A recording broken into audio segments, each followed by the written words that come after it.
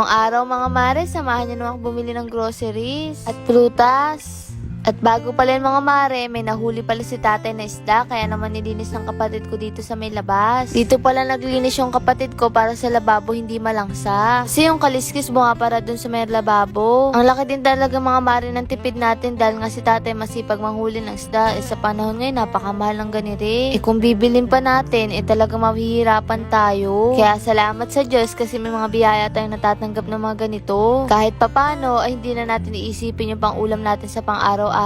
Tapos minsan mga mare, nakakapagtinda pa kami. Kaya extra income din yun mga mare. Panahon kasi ngayon mga mare, lahat ng pwede natin pagkakitaan basta marangal ay kukunin natin kasi sayang naman. At pagkatapos nga mga mare, hinugasan natin ay nilalagyan na ng asin. At isisigang pala natin to mga mare. Kasi mamaya pa natin to iluluto, baka masira. Kapag kasi may asin, hindi nasisira. At ito nga si Pangit, abala naman sa pagana ng pinto. Lagyan pala nito mga mare ni Pangit, di ko na lang maalala kung anong tawag dito. Minsan naglolo ko mga marin doorknob para naman may extra tayong ganito kapag naglolo ko nilagyan ni Pangit ng ganito. Siya ang nakatoka sa ganito kasi siya ang marunong. Seryosong seryoso, kala mo naman. Totoo, charot. At ito nga mga mare, pagkatapos nga niya ay pumunta naman kami sa highway. Kasi nga bibili tayo ng groceries. Malaking tulong din mga mare nabili natin sidecar kasi hindi na tayo sasakay pa ng iba. At ito nga mga mare, pagdating ko dumampot agad ako ng kape sa gatas. At ito pang gatas na Bear-Brand. Para sa umaga meron tayong pang almusal. Pagkatapos yan nga mga mare, nakita ko tong Milo. Paborito to ng kapatid ko kaya nang binili ko.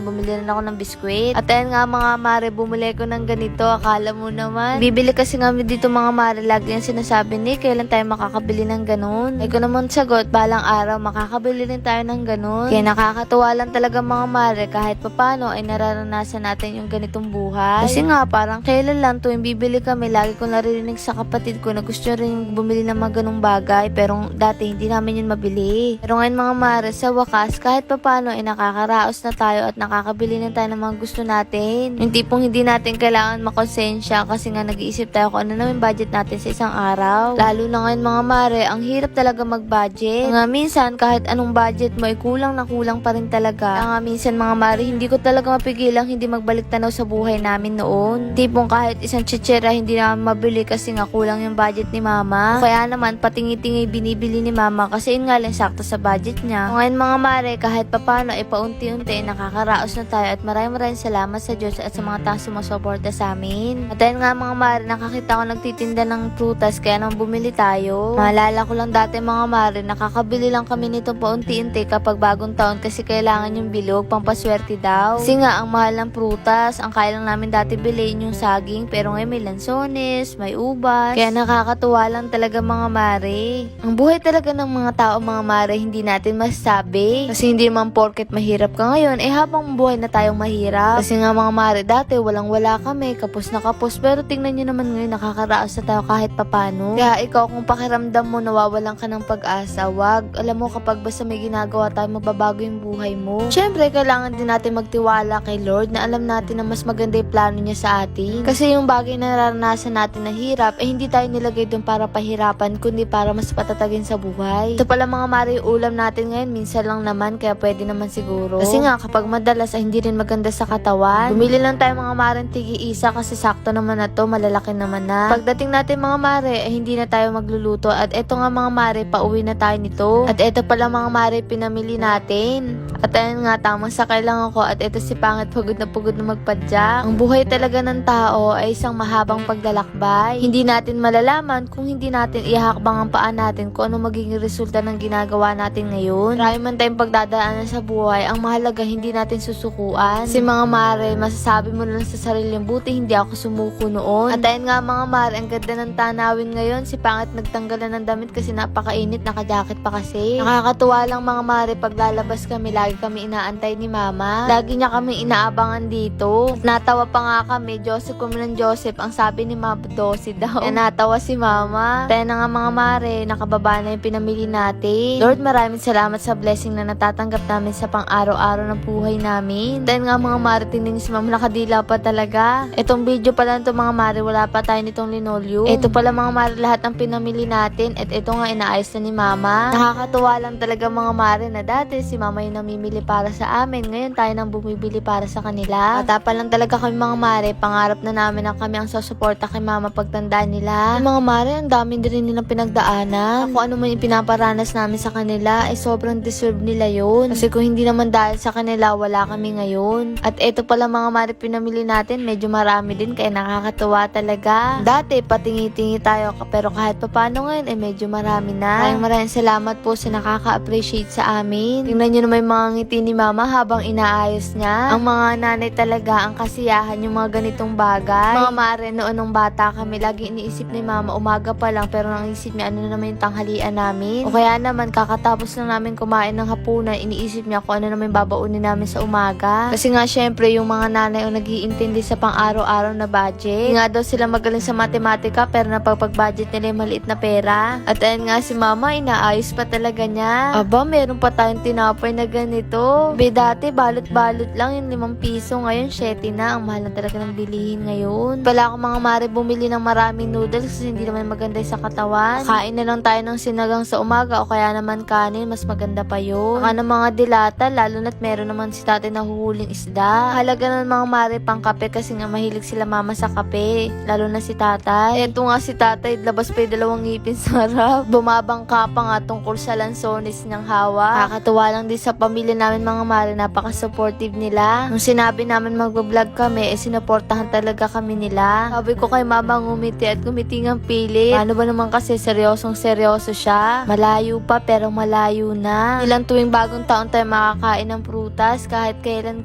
natin gustuhin. At itong ipamangkin ko kumakain ng ubas. Nakakatuwa lang mga mare. Kaya ikaw, kung punong-puno ka ng problema ngayon, huwag ka susuko. Na nararanasan namin ngayon mga mare, mas higit pa yung mararanasan nyo. Hindi mangyari to sa amin, mas pwedeng mangyari sa inyo ay lagi namin iniisip dati nung walang-wala rin kami. Kung kaya nila, mas kaya rin natin. Yun naman si tatay, tuwang-tuwa sa orange, tamang kwento lang din. Palabiro din kasi talaga si tatay mga mare, kaya pagpasensyahan nyo na. At ayun nga, kumakuha pa yung pamangkin ko. At ito pang isa kong pamangkin na kapatid niya. At ayun nga mga mare, hindi pa natin inaayos kasi kumakain sila ng prutas. Sarap din talaga sa pakiramdam na nakikita natin yung mga magulang nating masaya. Tapos tayo ang dahilan. Nagpapasalamat talaga ako sa Diyos kasi naiparanas ko to kila mama. At ayun nga mga mare, sabi ko magpipicture kami. At eto, video naman talaga. Tingnan nyo naman si tatay, parang bata, nagtatago pa sa karton. Kita naman yung katawan. Loko-loko talaga si tatay, paminsan-minsan. Kaya pagpasensyahan nyo na po, pero siya rin yung nagdahilan kung bakit masaya din kami. Tingnan nyo naman. Ang lambingan nga nila tatay, mag-away. Si tatay mapang-pikon, ito naman si mama pikon. Kaya kapag binibiro ni tatay si mama, ito naman si mama galit na galit. Kami natatawa na lang kami, sanay kami sa kanilang dalawa. Hindi mo kasi sila makikitang sweet, pero may malasakit sila sa isa't isa. Dahil nga tingin yung mukha ni tatay, at nagkukwento pa nga siya, hindi mo mawari kung ano yung kinukwento. Ito pala lahat mga mare pinamili natin, marami rin